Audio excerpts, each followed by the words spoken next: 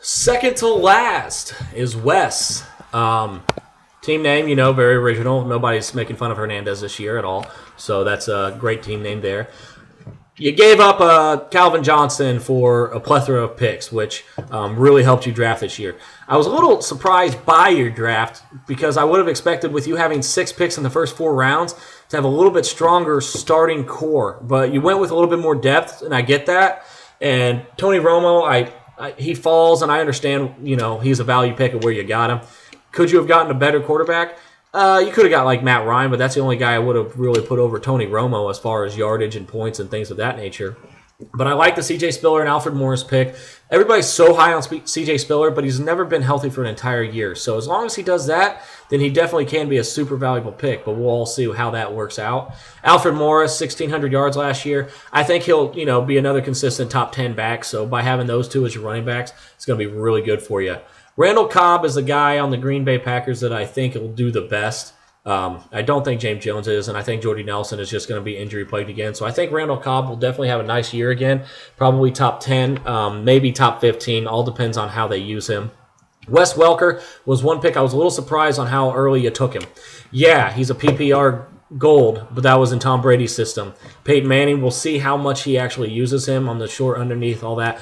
I still think he's going to be a top 15 wide receiver, but I think that there are some other guys out there that might have been a little bit more valuable.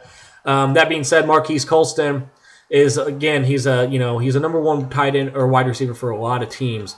But once again, he's always hurt. So he's probably going to be 1,000 yards, 10 touchdowns. That's what he does every year. So you're just going to expect to not have him for a couple games and you'll be all right.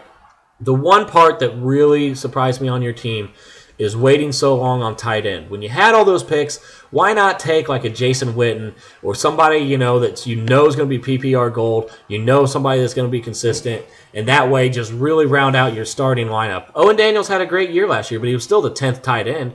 There was only 1 tight end kept, so you could have taken 2, 3, 4, 5, 6, 7, 8, fucking 9. I don't give a shit. But Owen Daniels is a good tight end, but once again, Jason Witten and Tony Gonzalez are guys that are going to catch a shit ton of balls. So I would have went with somebody a little bit more consistent than that, especially with them grabbing DeAndre Hopkins, who's going to probably take some of Daniel's catches away. Bench-wise, you have a really strong bench because you had a lot of early picks. So David Wilson, boomer or bust, I get it. He could be very, very valuable for your team.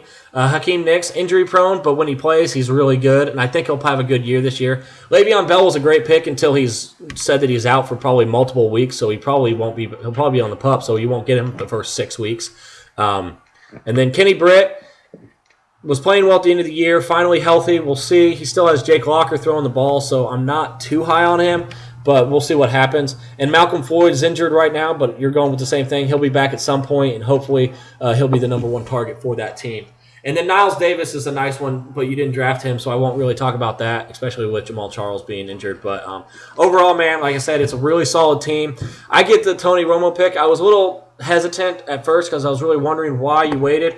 But then, when the more I thought about it, Tony Romo will be a top, I think top 7 quarterback this year, and you got him real late. So really good benefit there. I just think that the tight end position and some of the wide receivers could have been upgraded a little bit more valuable, especially with the picks that you had.